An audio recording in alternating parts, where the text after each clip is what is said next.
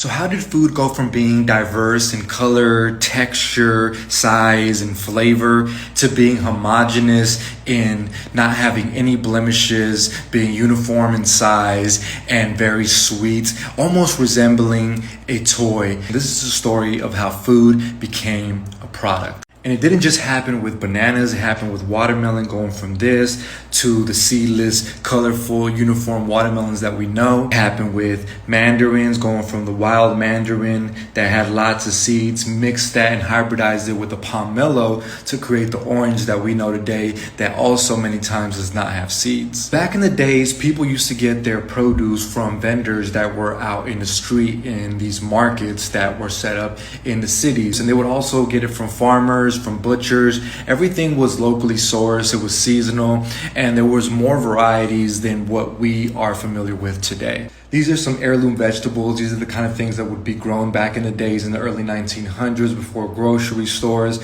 Heirloom just means that it's been passed down for many generations. So these are seeds that are being saved that have different varieties, different colors, different shapes, different textures. So what caused this shift? Well, after World War II, grocery stores started popping up. The modern supermarket that we know today became popular and people started going to the grocery store to buy food.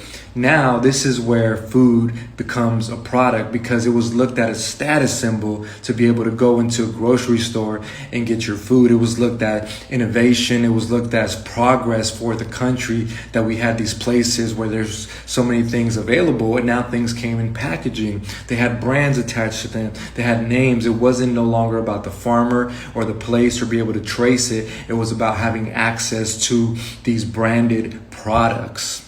The same thing happened with the produce. Produce began to be looked at as more of a product. And so the diversity in cultivars that we had of these different vegetables and fruits began to be reduced. It began to get even more and more refined to where it was resembling more of a clean, uniform thing that could be inside of these stores, because remember, this was what resembled status, is to be a product. So then with globalization and this global food trade system came the ability to have produce year round. Now you could have apples year round, bananas year round. Anything that you wanted was available year round because of this global trade system.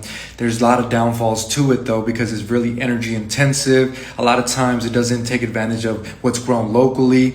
And so there's a lot of waste. So I recommend to always eat local, eat seasonal, prioritize that, because not only is it going to be more nutritionally beneficial, but also it's probably going to taste a lot better too. Stay balanced.